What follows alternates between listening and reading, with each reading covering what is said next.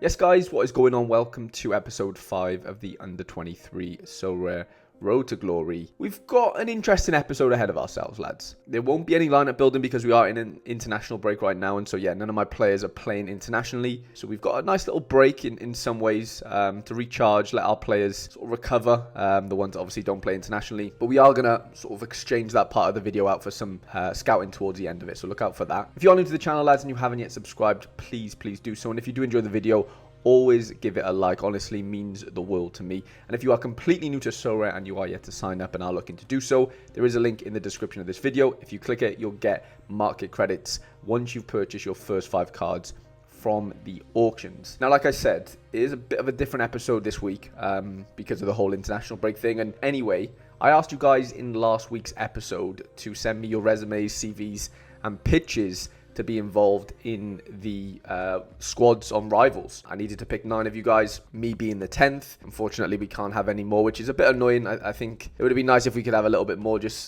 just be nicer to have more in the squads. But for whatever reason, Sorare have chosen 10 to be the max.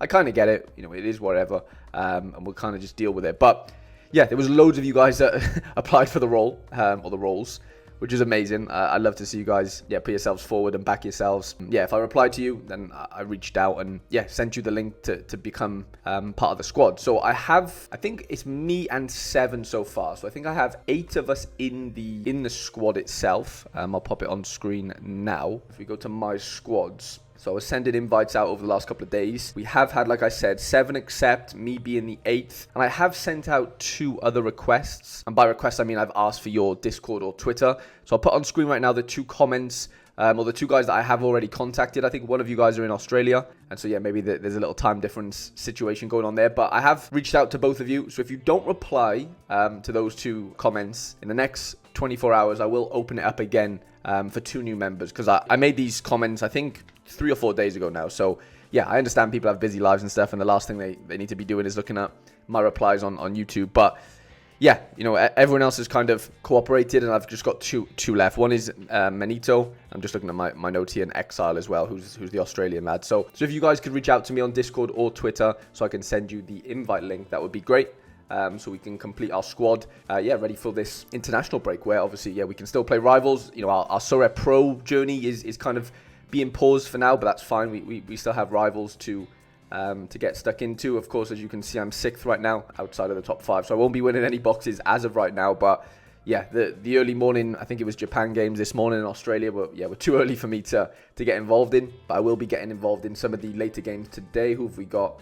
I think we've got like a decent amount of games here. We've got Spain, Serbia, Portugal, Croatia, Denmark, Switzerland, and there's a bunch of World Cup qualifiers and Nations League games alongside those 3 I mentioned. So I will be definitely getting stuck into a lot of them later on today. But as far as our luck in Rivals last week, since episode 4, as you might be able to tell, we did get relegated. I had a bit of a stinker last week, throughout the whole week on Rivals. As you can see, bit of a loss streak there. A losing streak, sorry. A little win there for Nice. The MLS games just absolutely done me over. Couldn't get near it. When your luck's out, right? I had 2 little wins here.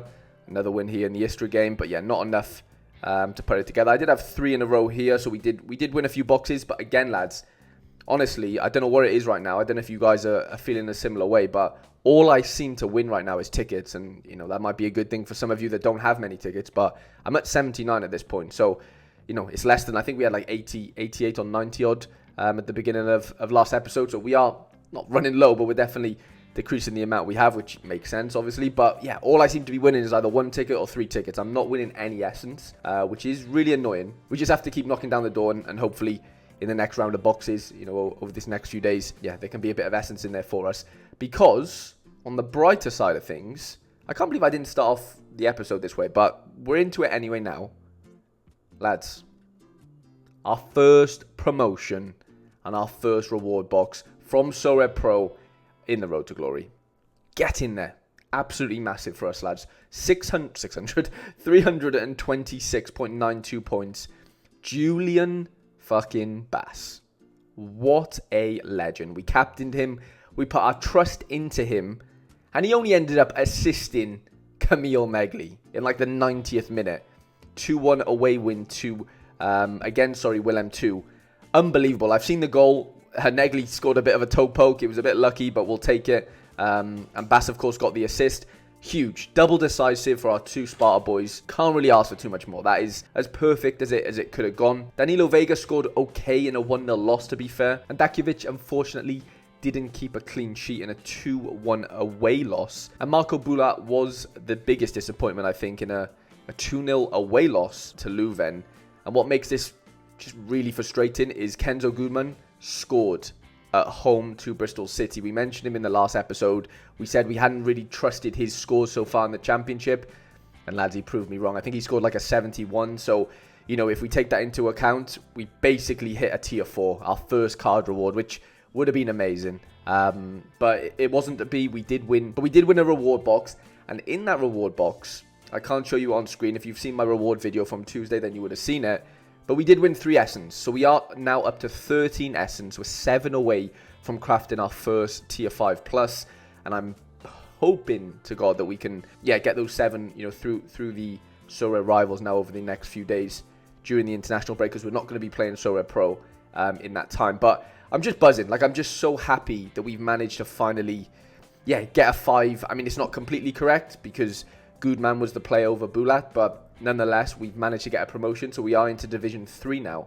And of course, we won a reward box as well. But, you know, the whole sentiment right now is, you know, classic cards are dead and whatever. And, you know, it is pretty competitive in certain competitions. But I know this is only Division 4, and this doesn't apply to the whole of Sorare's ecosystem in that sense within Classic. But, lads, like, what won a box today? This was like, so the lowest that won a reward box. I know it's not a card, but it's a reward box, which can, you know, eventually turn into cards. 53 points less than what I scored. So 270 odd points basically wins a reward box in limited Classic Division 4. And like I said, that's not, you know, that doesn't paint the whole picture right now as far as, you know, how the game is. And I'm not saying that people's sort of concerns with Classic aren't valid, because I've spoken about it myself and, you know, loads of others as well. And there is definitely things that maybe need tweaking as far as, you know, how many people get boxes and what's in the boxes. There's loads of things to get into, but that's, you know, a conversation and a discussion for another video. But I just wanted to point that out, that like you're winning boxes for very, very low scores down in under 23 in like Division 4s and 5. So we have been promoted, so it is probably going to get a little bit tougher for us. But that's fine. I think we have the squad to do it. I have updated the Google Sheets as far as the floor price goes of our cards right now. One thing I haven't mentioned yet, but it makes sense to do so now. Our forward, well, our other forward outside of Negli, Sabai, went to Saudi. Someone commented, I think, on last week's video after the video went live. I think he moved on that Thursday afternoon. So I uploaded the video, episode 4, and then literally an hour later, I saw he'd been announced, you know, in Saudi or wherever he's gone. So, yeah, he's obviously dropped considerably in price. That's just part of the Saudi risk, I guess, with players on this game, which is annoying, but, you know, it is what it is. I have updated everything else, and I think that brings us to, a gallery value right now on floor price of just under 20 quid. So, you know, we haven't really made much progress as far as, like, what the cards are worth, but that's not really what I'm into right now. Like, this is a Road to Glory, but it's not a Road to Glory to like making more money, if that makes any sense. It's about accumulating cards for me, and it's about giving away those cards at the end of the season. So, you know, this might not be the most traditional of Road to Glories, but that's, you know, success to me is putting out 323 lineups in limited and then giving all those cards away. That's basically how I'm looking to do this series. And like I said, that might be a bit different from other Road to Glories that you watch or don't watch, but yeah, this is just the way I want to do it. So yeah, you know, we're in a fine enough position. Now, I will add, this international break is annoying that, you know, we can't play Sorare Pro. Well, some of you guys might be able to, but I can't with the cards I have, which is fine. But a little Leighton Clarkson has been pictured in training. I think I mentioned it in last week's video, last week's episode, but he should be fit and ready for after the international break. So that's going to be a big addition, you know, to the squad. Now, it makes me look at that now and go, okay, if we have lost Sabai, you know, our other forward, we are now left with Negli.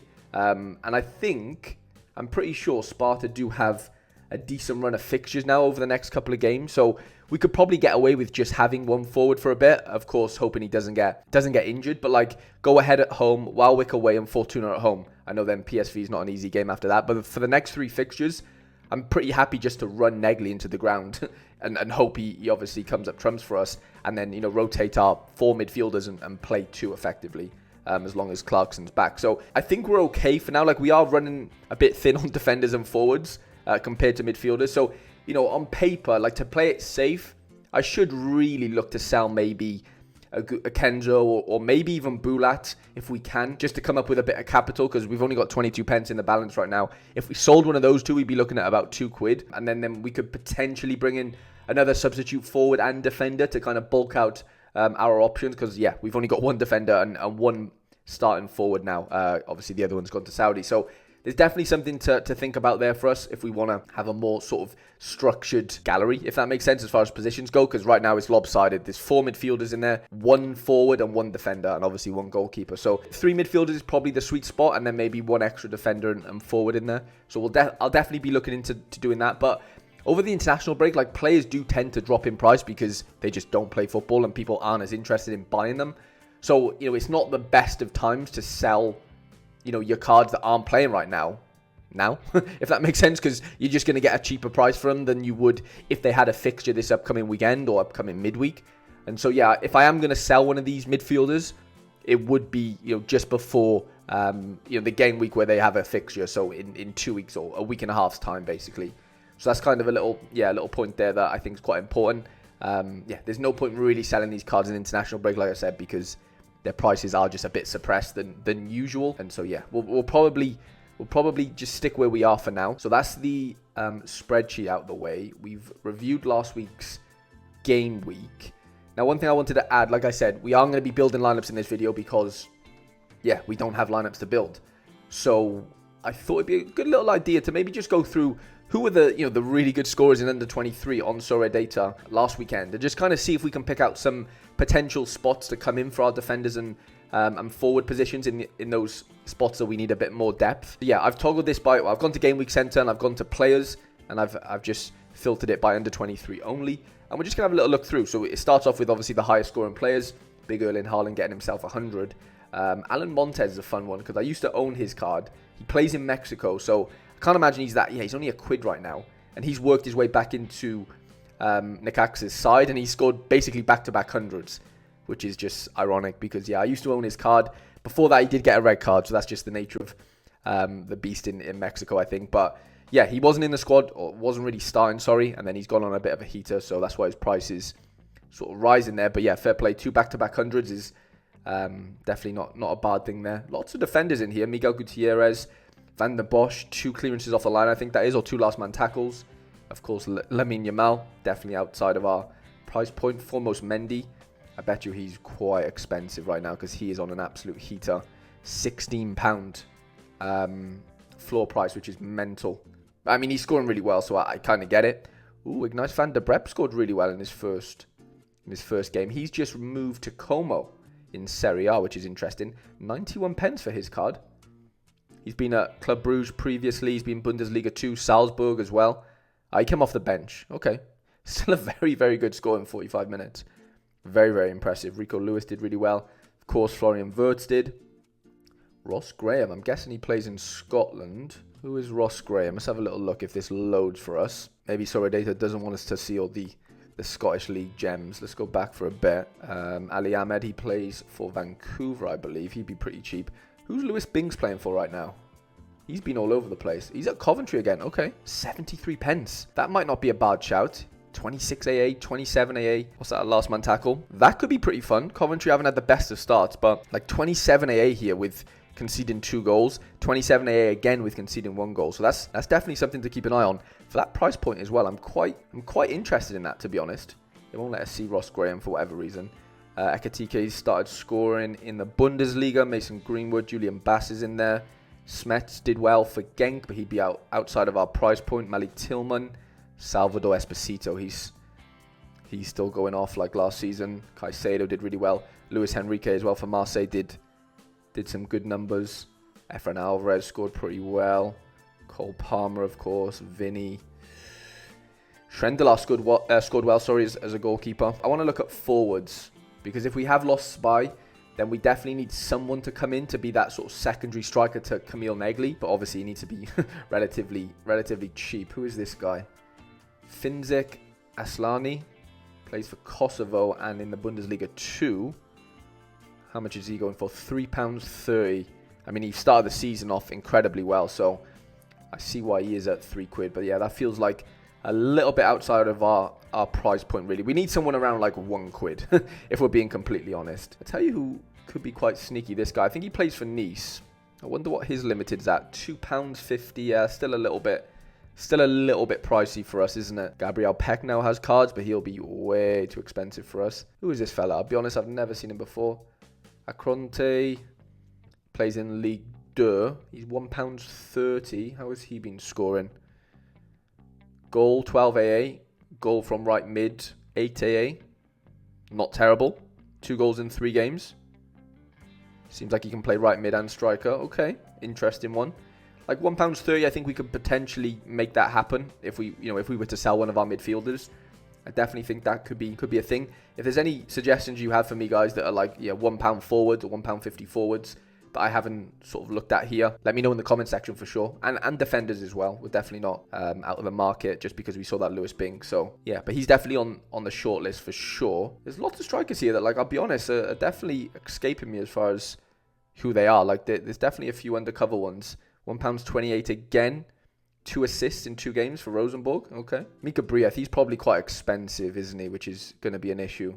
Yeah, £18. That's too much. Ex-Arsenal under-21 player, that is. That's interesting. That is interesting. I do have a little notification. Okay, so let's to recap this episode then. I definitely need the 2 guys that I've already reached out to. If you want to be part of the squad, the RTG squad, please do contact me on Twitter or Discord, and we can get that sorted. I can send the link over to you. But if that doesn't happen in the next 24 hours, lads, I will be picking two more of you guys to join that have sort of, given me their pitch and sent me their resume in the comments. If you've not done that already and you want to be part of the Road to Glory, if the 2 lads that don't reply to me, let me know in the comment section why you think I should choose you as part of the Road to Glory squad. We've got 2 spaces open, like I said, if those lads don't reply to me in the next 24 hours. So, lads, I hope you have enjoyed this video. I know we didn't build any lineups because we don't have anything to look forward to this weekend. Hope you have a great day. I hope you have a great international break. Hopefully all your players are resting. And yes, some of the players that you do have playing international football score well for you in some of the competitions that Sorare are putting on. So, hope you've enjoyed, lads. And I shall see you guys in the next episode.